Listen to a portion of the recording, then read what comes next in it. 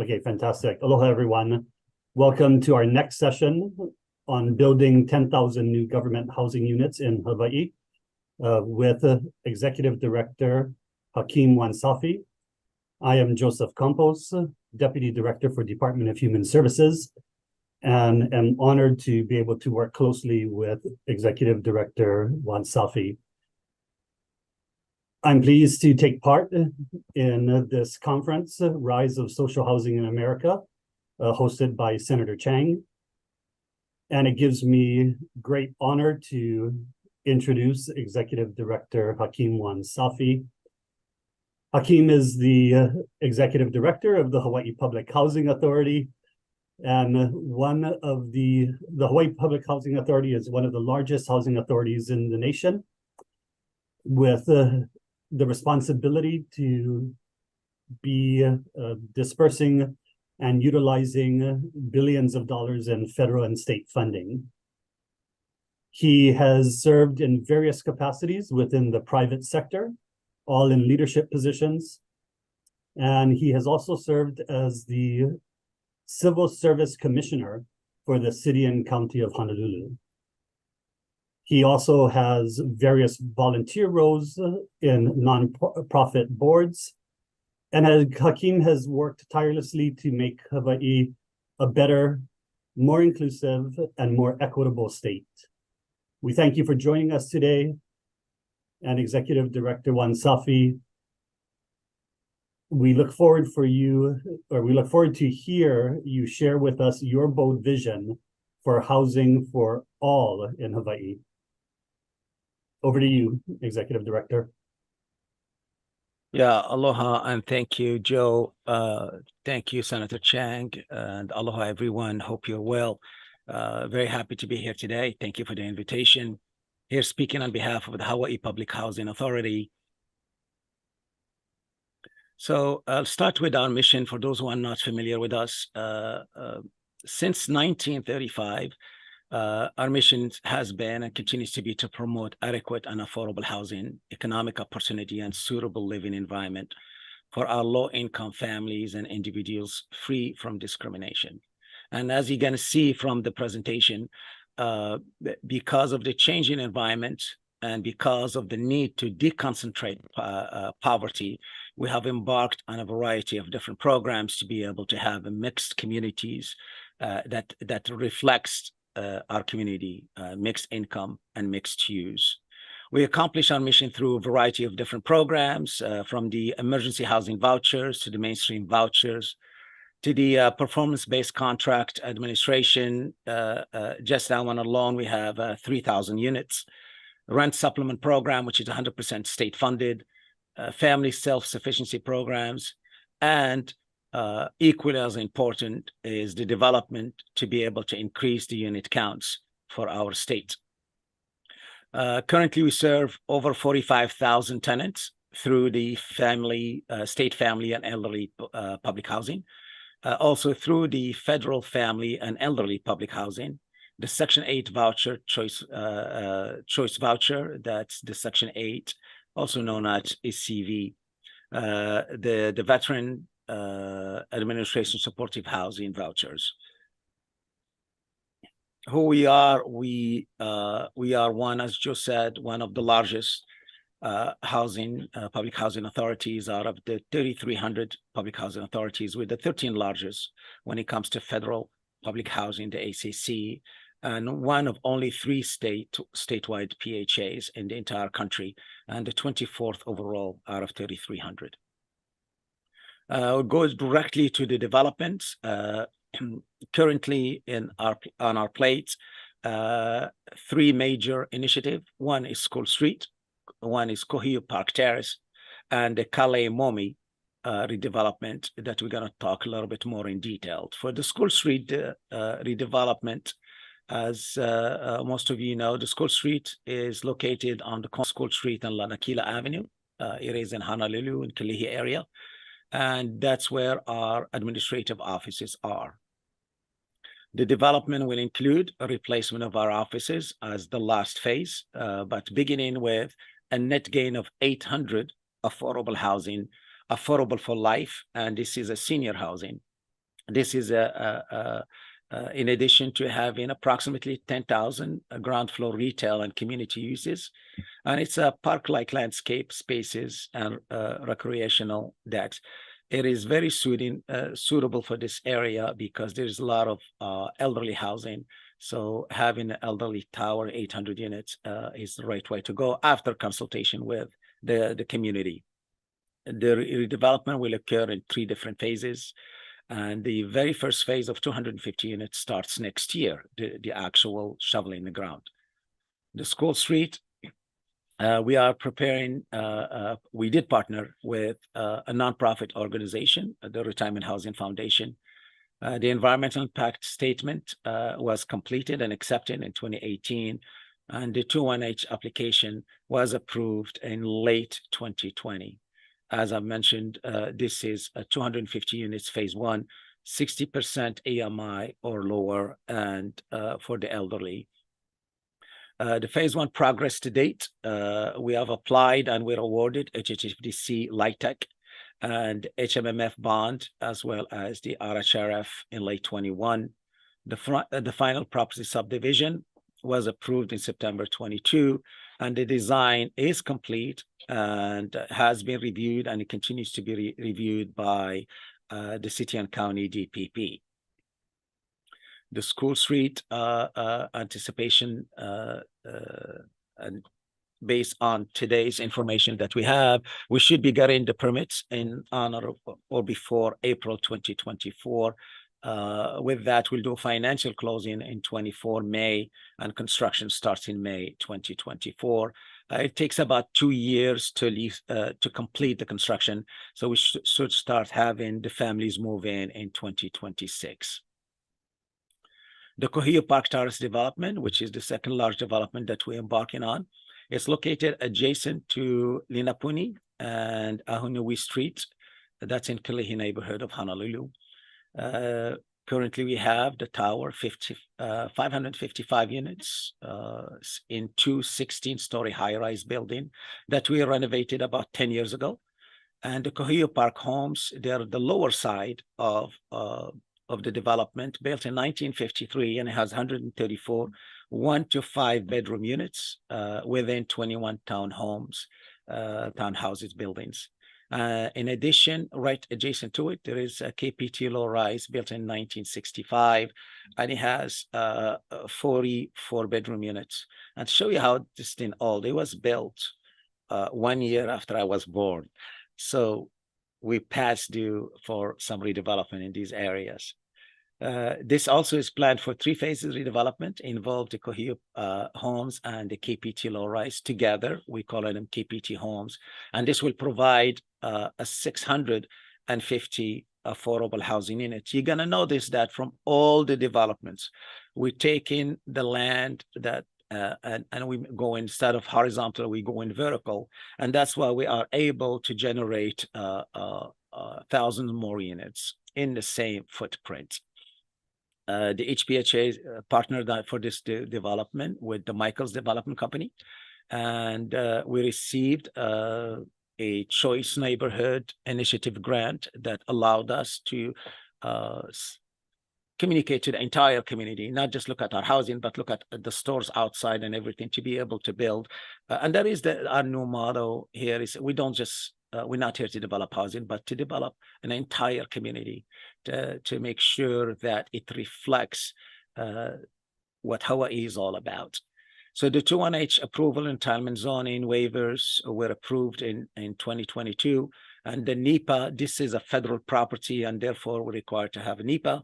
And this NEPA environmental assessment is being reviewed for the final acceptance as we speak. Phase 1 will include 304 new units within 4 new buildings. The design is complete, and the building, the department DPP is actually reviewing it as we speak. And we're very pleased that last month, the city and county of Honolulu has awarded us $93 million in private activity bond. And we are an ongoing coordination with HHFDC, our sister agency, to firm up this project pro forma. So we expecting this LIHTC RHF funding award the end of this year, so that's next month. The complete NEPA environmental review in January of next year, and HUD Section 18 demo dispo approval somewhere around February 2024. And we are hoping and expecting that the building permit approval will be done somewhere in April 2024. A relocation of the current residents will be in July, and the financial closing in August 2024, and we'll start the construction immediately after that in August 2024, and it takes about 2 years to build a tower, so we should have the completion in 2026 and start the lease up in mid to late 2026. And then we go to the gem, literally a pearl. That's Ka Lei Momi development. And we all know what delay and the symbol of that, but because of the time, I'll move on. But this is an initiative for us to deliver at minimum an additional 10,000 units, new housing units over multiple phases, and accomplishes in 9 different sites. We selected federal site for the subsidy that it comes, so we are able to execute this. So the ability to add an exchange portfolio properties, 1-for-1 replacement of the existing public housing. And this is important to mention. One of the reasons that we selected existing, not just because they have some infrastructure we can start, but the concentrating poverty and putting all public housing in one is the thing of the past. It's a failed project, as you have seen through the mainland and other countries. A lot of demolition of this thing. So we are able to create truly a sense of a community that Senator Chang talked about earlier. You wouldn't know who your neighbor is. It could be a professor, it could be a dishwasher, it could be a teacher. So by building this, taking units and increasing the density in the same area, we are able to have approximately in every development about 10% public housing, and the rest are mixed income. This will allow us unit integration and neighborhood integration, with making sure that there is a high quality design and maximizing of non-state financial resources. Obviously, everything we do has to be free of discrimination, has to be sustainable, accessible, and it has to meet some of the requirements of the streetscape improvements, including open and defensible spaces, leveraging transit-oriented development. All these development that we have selected, the 9, they are along the rail line. Excuse me. The developer that we have learned from other experiences that we have. So we spent time and effort to make sure that we have the right developer, making sure that the developer has a proven record, successfully developing, managing, and completing multiple projects at the same time, and that they have successfully completed projects that have LIHTC and successfully financed projects that have 501c3. And this is very important because using the 501c3 bonds does not affect our bond cap that we have. And we had to make sure that this developer is dedicated and have a dedicated full-time team to be able to execute. And this team has to be located here in Hawaii and has to be knowledgeable from start to finish and show us that they have developed and successfully completed units in Hawaii, and as well as having an experience in national contract to be able to secure discounts, the construction materials directly from the suppliers and manufacturer. And this is only able to be done by having numbers like 10,000 units. No supplier or manufacturer will talk to you if you go in to talk about a 250 unit tower, but they will listen to you and provide you certain discount when you're talking about large numbers.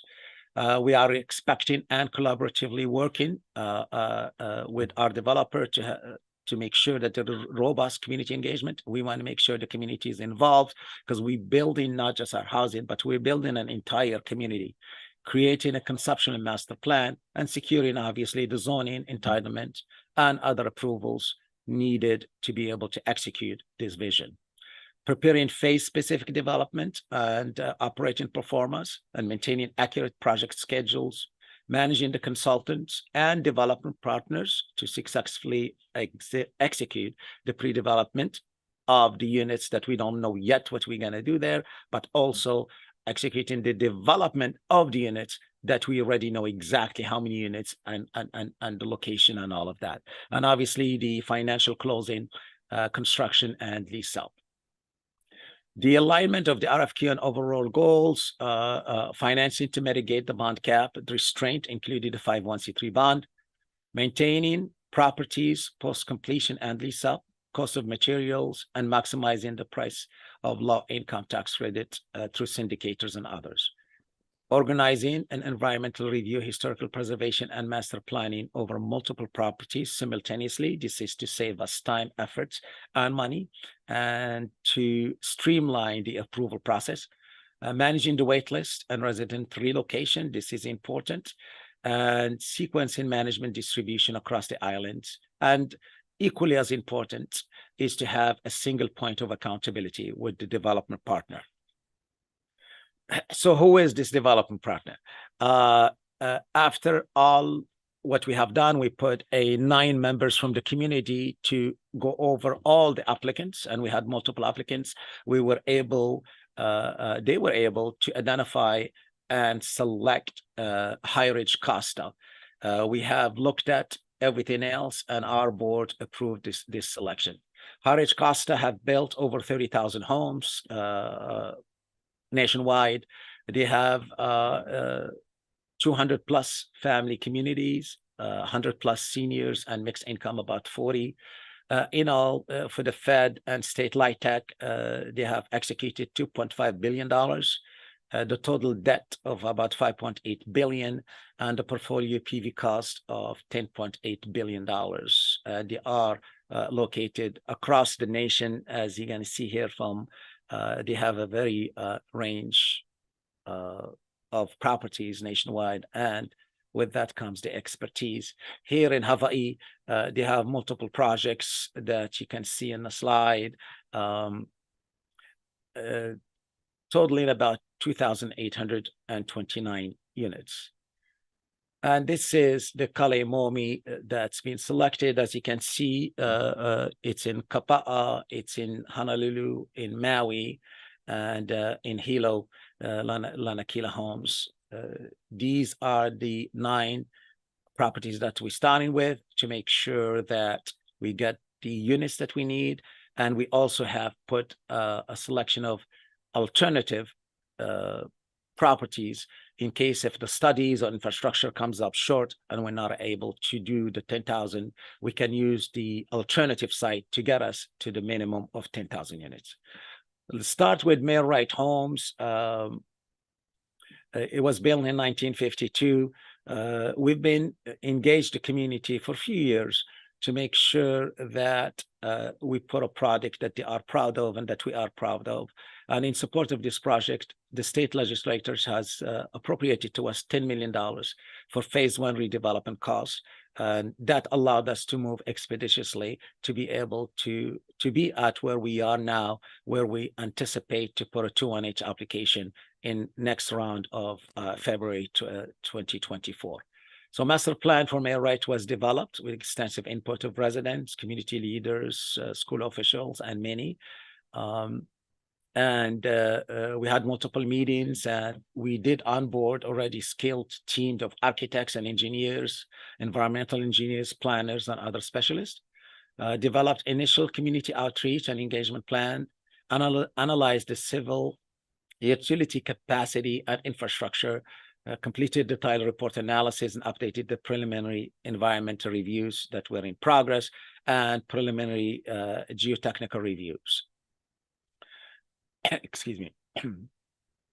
The process to date for Mayor Wright: high-level market studies analysis, multiple design charrettes, developed initial architecture massing studies to determine density, building type, parking, open spaces, and amenities, developed a master plan for the entire site, and master plan schedule and budget are completed as well to be able to develop the initial phasing plan. completed the first resident meetings in Mayor Wright this year. This is in addition to multiple residents and community meetings that we have done in the past few years. And we scheduled the second resident meeting to go over some of the plan and some of the buildings and what we're trying to do there. And the preliminary financial underwriting is also completed. Completed phase 1, ESA, initial landscape planning are in progress, and the entitlement submittal is in progress. So the next step for Mayor Wright Homes, review and approve priority developed schedule for all sites based on infrastructure and findability. This is not just for Mayor Wright, but for all the sites. It also applies to Mayor Wright. Entitlement through the emergency proclamation that our Governor Green has put forth, or the 218, through the 218 process, excuse me, and entitlement approval. We intend, as we have mentioned, to apply for HADC for low-income housing tax credit. The process and application with HUD, special application. This is a federal property, and therefore we need the SAC to give us approval, and process the working drawing and obtaining building permits. A relocation of the existing residents, if applicable, and close of construction financing, construction completion, and lease up. The second property that's part of the 10,000 unit is Kapa'a in Kapa'a. Kapa'a is located in the town of Kapa'a in Kauai and is situated along the island's eastern shoreline, south of Anahola and north of Wailua. The housing property is positioned near the intersection of Kapa'a bypass and Olohena Road and directly east of Kapa'a Town Park. This property was first occupied in 1966, and it's about 4.3 acres. The property is designed for urban use by the State Land Use Commission for an R10 residential used by the County of Kauai. The process to date onboarded all the required architects, engineers, and everyone else to work on this. Contracts have been signed, developed an initial community outreach and engagement plan, analyzed civil utility capacity and infrastructure, completed the title report analysis, and updated the preliminary environmental reviews, and that is in progress. Preliminary geotech reviews, high-level market study is in progress. Multiple design charrettes are planned, and developed the initial architecture massing studies to determine the density, building type, parking, open spaces, and amenities that is needed, and developed a master plan for the entire site. Master plan is scheduled, is on schedule, and also we completed the required budgeting and numbers that is needed to execute this specific site. Kapa'a resident meeting are projected to be in early December. Preliminary financial underwriting and completing the phase 1. Initial landscaping plans are in progress, and the entitlement submittal is in progress. Next step for Kapa'a is review and approve a priority development schedule, entitlement through the emergency proclamation or 218 process, and the entitlement approvals. Applying for HHFDC for house taxing, for low-income housing tax credit, and for other soft financing. Process an application with HUD, special SAC. This is also federal property. And with that comes the NEPA and everything else we need, such as processing, working drawings, obtaining building permits, relocating of existing tenants when appropriate, at the time that is appropriate, and close on the construction financing and construction completion to lead us to lease up. Ouansafi, a property with a tremendous amount of potential, located in Honolulu on 11.74 acres, and it is right adjacent to the stadium.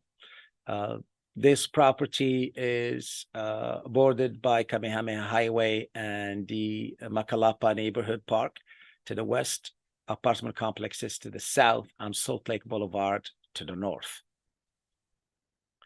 Ka'ahumanu is another, also federal property, is located in Kalihi Palama community of Honolulu, on Oahu. It's approximately 7.4 acres, located about a third of a mile or so from the 2 planned HART rail station. beautifully located and convenient. It is currently only housing in 7.5 acres, only housing 152 low-income public housing units. The project was originally constructed in 1958 before statehood, and there are currently 19 two-story townhomes in Ka'ahumanu in Honolulu. Kamehameha Homes is another property that's adjacent to Ka'ahumanu. It is located on North King, Kalihi Street, and Haka Drive, with approximately 16 acres of land. This property was renovated in 1997. In Kamehameha Homes also, there are currently 28 residential buildings and one building serving the community hall and property, providing 221 public housing units for families consisting of 62 one-bedrooms, 123 two-bedrooms, and 36 three-bedroom units. Hale'Lalima is another property on Oahu, and Perth City is located between the residential communities of Waipio and to the west, and Aiea to the east. The property is located approximately half a mile from the Pearl Highland Shopping Center in Wahiawa, and that's Hale'Lalima, Perth City. Nanakuli Homes in Honolulu, located in Farrington Highway, and that's bordered by Farrington Highway to the west, and really a great property to be able to execute and increase some density in there, and housing in that area is very much needed. It was first occupied in 1969. And these numbers are not typos. They are decade old, and that's why it is important for us to make sure we choose these properties that are on the way to becoming obsolete, and to make sure we turn them into a vibrant community that can not only house our tenant, but increasing the unit count by over 10,000 additional units. Lanakila Homes in Hilo, really a gem, is located at 60 Holomalia Street on the windward coast of Hawaii Island, approximately 1 mile from downtown Hilo. The County of Hawaii has expressed and working close together to have a minimum of 250 units developed in that property on our vacant land.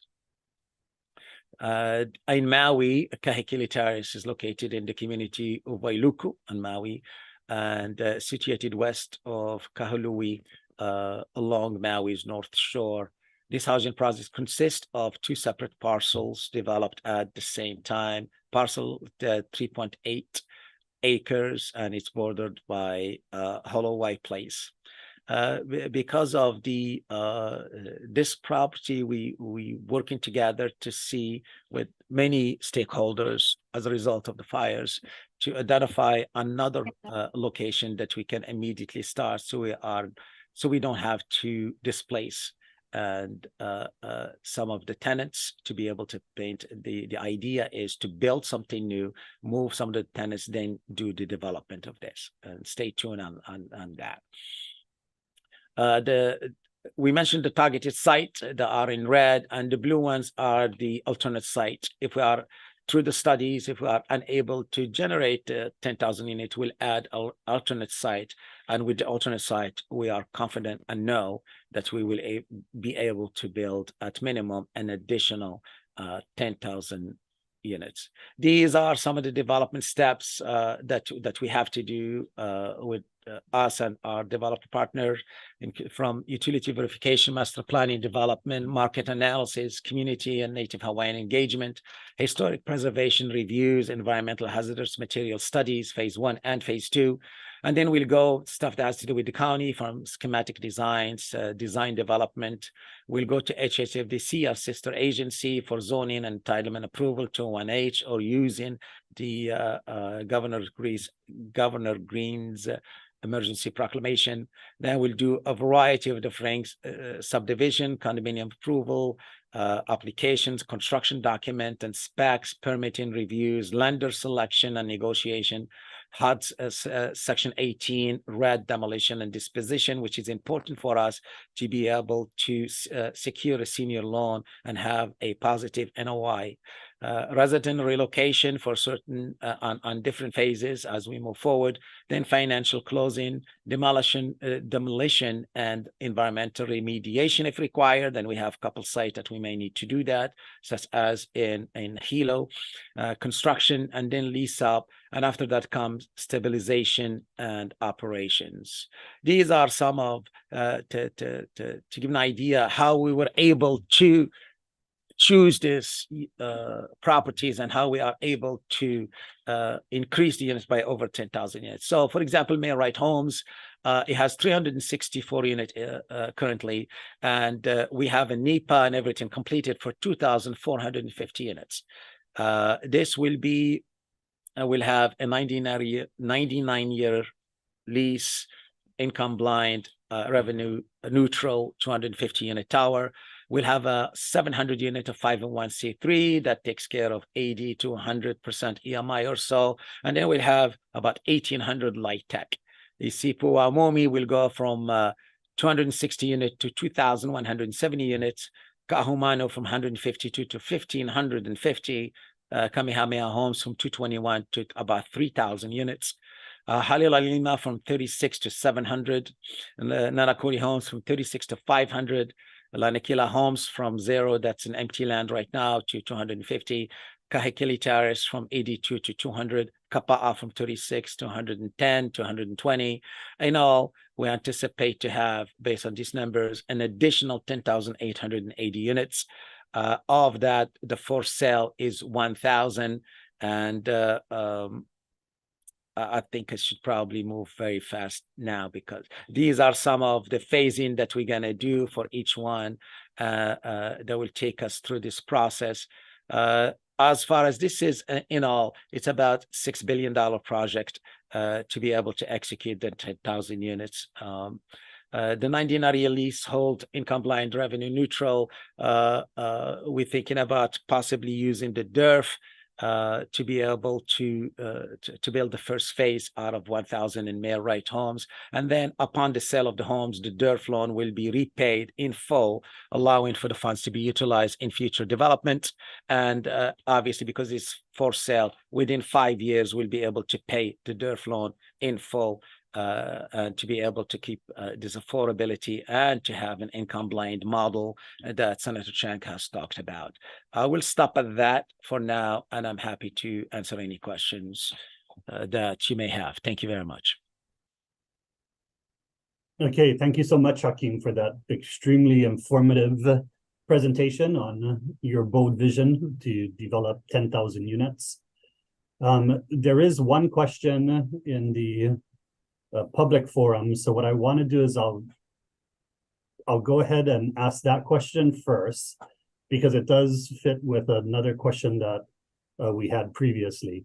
So the question is from the public that Assembly Member Alex Lee emphasized the importance of public developer expertise. What has been done to ensure that HPA has this expertise? And that goes along with a question that we had thought of ahead of time, in which what are some of your common misperceptions about your agency and its ability to accomplish such bold visions? That's great. Thank you. So, while some people believe that Ka Lei Momi development project is too big or unrealistic to accomplish, once it's broken down to funding constraints, we'll be averaging about 3 to 4 projects per year, which is very realistic production pipeline specifically for a company like High Ridge Costa. One of the misperceptions that in Hawaii, it's been that building affordable housing in these quantities in the past, we won't be able to do it now. But the focus and the political support that we have from the governor and the legislature will make us execute this thing that we really need to do.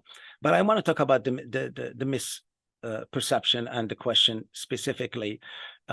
there is a number one misperception that HPHA gets preferential treatment, which is far from reality. Although we are a state agency, we apply for everything. We wait, we compete, and hope to get either an allocation or funding. We also are put in the queue for reviews by county and state agencies. Many, when they hear that this is an HPHA project, they assume that all the development is done by our staff.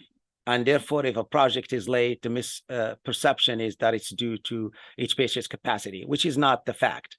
The fact is that all of our projects, we use a private-public partnership model, a P3. That's why in the presentation, we said for KPT, we have Michael Development. For School Street, we have RHF. And for the current 10,000 Ka Lei Momi, we have High Ridge Costa. So while the first P, the public, is very stable and we're always on time and on schedule, the second P, which is the private developer, is not. It really depends on how good the developer is.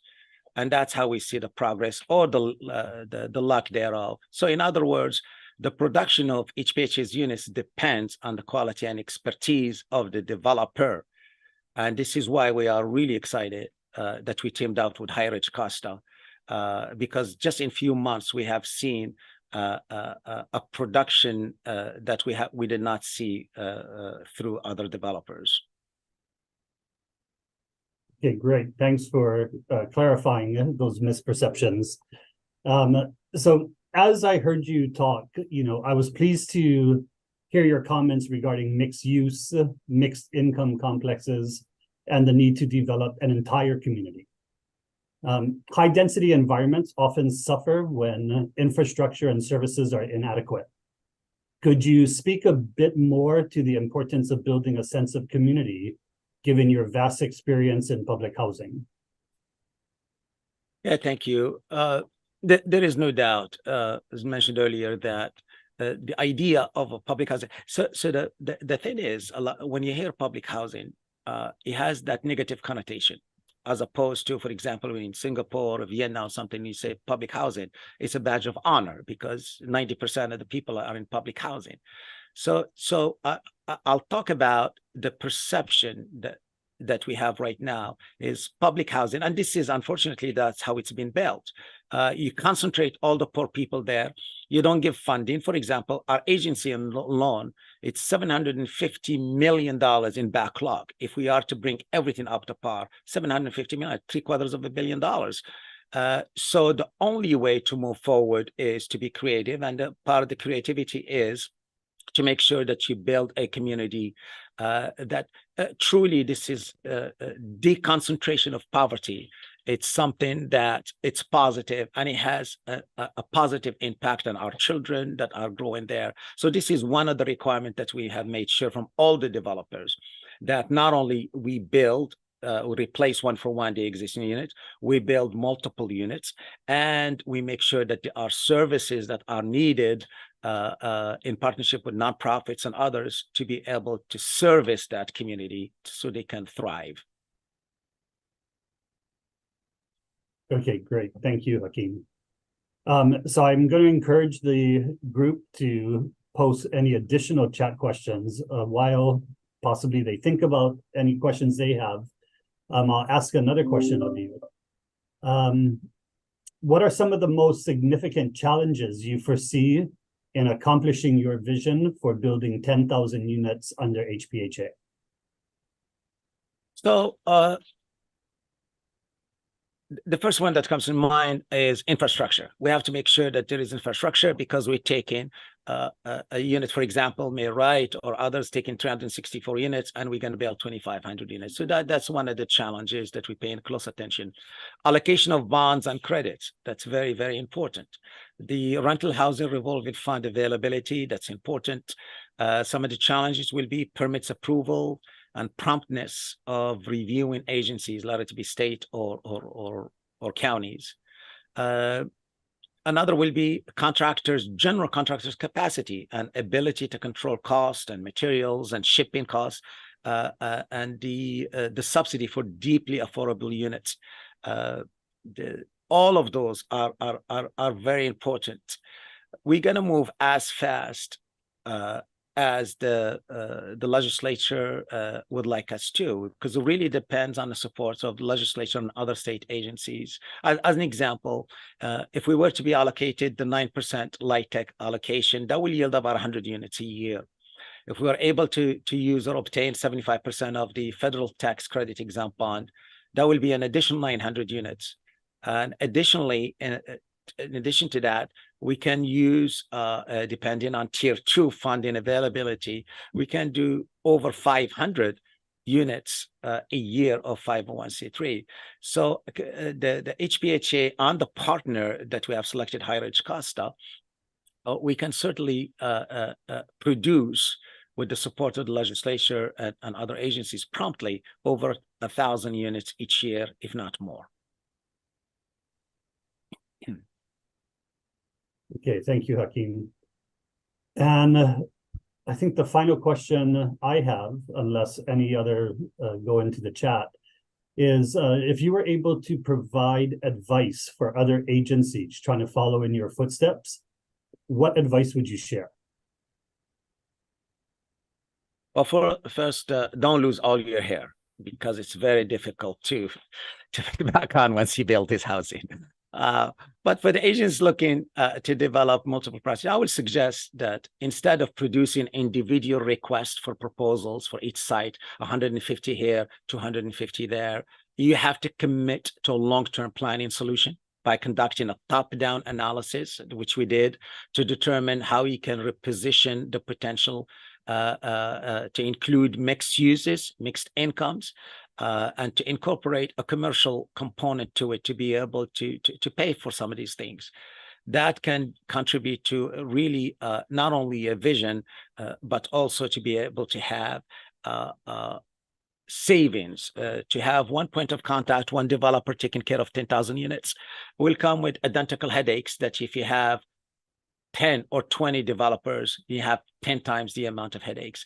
Also to be able to negotiate better pricing with contractors and with construction and shipping. They will not look at you if you're just going to do 100 units, but they will pay attention if you're talking about 10,000 units. This will create really efficiencies in development by streamlining the planning efforts. And work closely with the community. The community brings value. Work closely with the community. Work closely with your legislators, and with your government officials, county and state, because that is also important.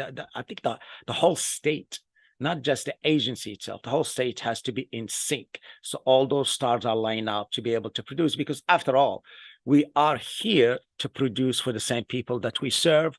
And as the legislature, same thing, the governor, the counties, and everyone, we all have the same goal, an identical goal. How can we stop here in Hawaii the exit of 14,000 families each year? And how can we provide enough housing so we are able to attract nurses, police officers, and others that cannot afford it? So this is a win-win situation. It starts with housing, and then for our agency, this is our goal. We do know the importance of housing. We do know the importance of working with our partners, and we do know the importance of making sure that we create communities and not just housing. So that will be my advice to anybody else. Okay, well, great. I like my full set of hair that I have, so I'll leave public housing to the experts like you. However, that your response, I guess, got people interested in expanding to what sort of advice would you have for individuals or grassroots organizations to persuade their local governments to implement leasehold housing? You know, the leasehold housing is something that really misunderstood. Countries throughout the years and communities even within the US have been using it as a model. So we are a state agency. We can afford to give a 99-year lease for $1 a year to be able to. We are also a state agency that by law, we don't operate at profit. We operate at a break even. So it is important that we talk to the folks, and this can be priced price lower. And if you have 99-year lease, it's really a couple generations there. So my advice is to work with our legislatures like we do to make sure that we communicate the importance of this, but equally as important, to be ready to apply for it, to be able to support it by buy-in when we produce this. And we are going to be, with the help of the legislature, we are going to be able to build the first tower. We do expect, from talking to a lot of folks already, there is going to be a huge wait list to be able to get in. And I think once we see that, the sense of this model is not going to work is going to change. It has worked. Most of the condos in Waikiki are leasehold, except a lot of them now have 20 years left or 30 years left. This will be a 99-year lease. The idea is, how can we build quickly? And for those who've seen the presentation Senator Chang did earlier, it really speaks of volume as to not only the importance, but the ability to thrive and to make some profit for those who end up buying it. Okay, and another one that came in, and we have about 2 more minutes, so I'll just go ahead and ask this question. One of the members says, "Thank you for your courage and creativity to break the mold to advance the vision of social housing for all Hawaii residents." So I guess that's more of a thank you rather than a question. And so with that, I'll say thank you, Hakim, for your wisdom over the many years that you've worked within public housing and for sharing that with us. We appreciate your time and resolve to find housing options for Hawaii residents. Up next, we have the final presentation of the conference. And in the final presentation, you will be hearing from Michael Lamb, Lance Wilhelm, and Jared Everett about 2 new dorms, 0 taxpayer dollars, the University of Hawaii's RISE and NOAA projects. So with that said, thank you, Senator Chang, and thank you, Executive Director Hakim Ouansafi. Thank you very much.